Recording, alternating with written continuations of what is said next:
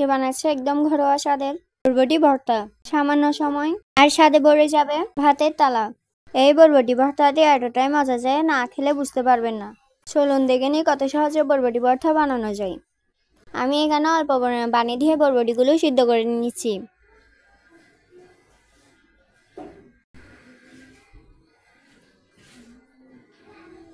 যে কোনো কিছু সবাই সিদ্ধ করতে পারে, এই জন্য আমি আর দেখালাম না, ভিডিওটি বড় হয়ে যাবে এই জন্য।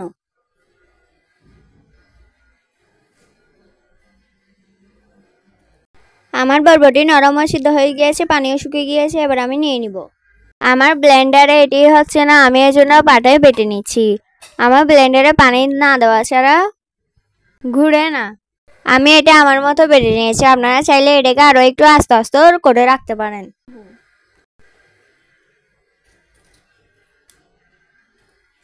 আমার বাটা হয়ে গিয়েছে বরবটিগুলো।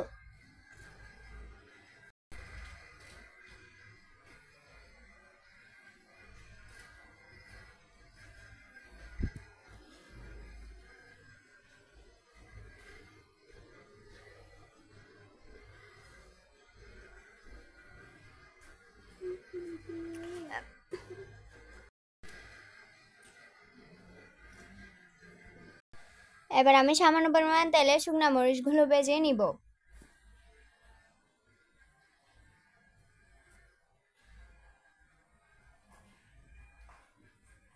আমার শুকনো মরিচগুলো ভাজা হয়ে গিয়েছে। এবার আমি পেঁয়াজগুলো ভেজে নিব হালকা করে, কাঁচা গন্ধটা চলে যাওয়ার জন্য। আমি এখানে সামান্য পরিমাণ সরিষার তেল দিয়েছিলাম।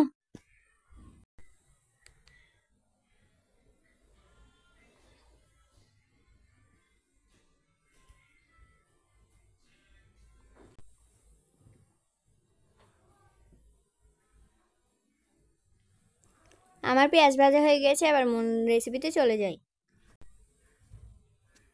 আমি একটু লবণ নিয়েছি, 4-5টা শুকনো মরিচ নিয়েছি,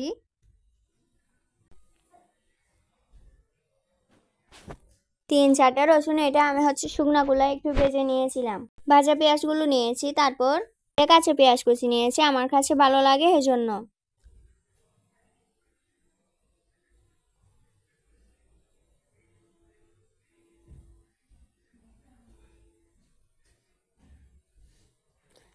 দেখুন রসুনটা একদম সিদ্ধ হয়ে গিয়েছে।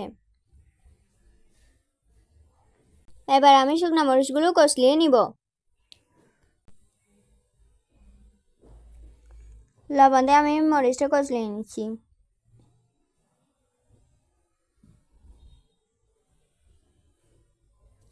আমি সবকিছু কষলিয়ে মেখে নিব।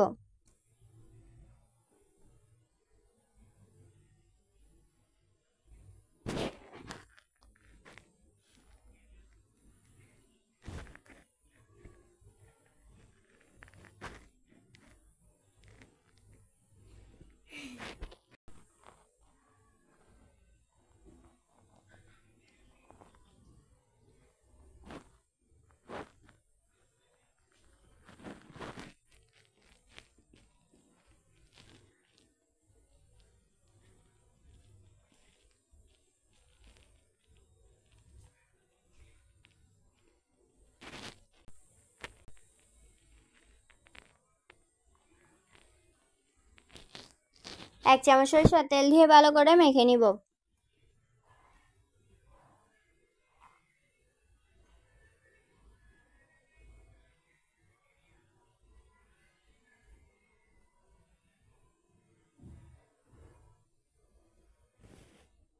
ধনেপাতা কুচি দিচ্ছি,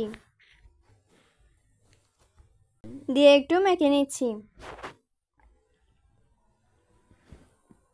আমার সবকিছু ভালো করে মাখা হয়ে গিয়েছে, এবার আমি বরবটিগুলো দিয়ে মেখে নিব।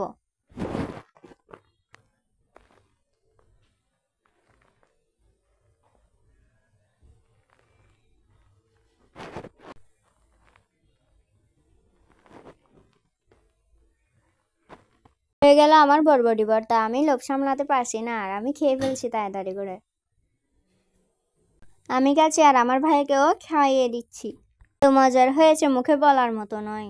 গরম ভাতের সাথে এটা একদম জমে যাবে। ভর্তাটি এতটাই মজা হয়েছে, বানিয়ে না খেলে বুঝতে পারবেন না কতটা মজা হয়েছে। ভিডিওটি ভালো লাগলে শেয়ার করবেন আর সাবস্ক্রাইব করে আমার পাশে থাকবেন। ভর্তাটি কেমন হয়েছে অবশ্যই আমাকে কমেন্ট বক্সে জানাবেন। চ্যানেলে একটি দুন্দুলের রেসিপি আছে, এটিও অনেক মজা হয়েছে, আপনারা চাইলে এটি দেখতে পারেন। আমার সাথে এতক্ষণ থাকার জন্য ধন্যবাদ। আসসালামু আলাইকুম।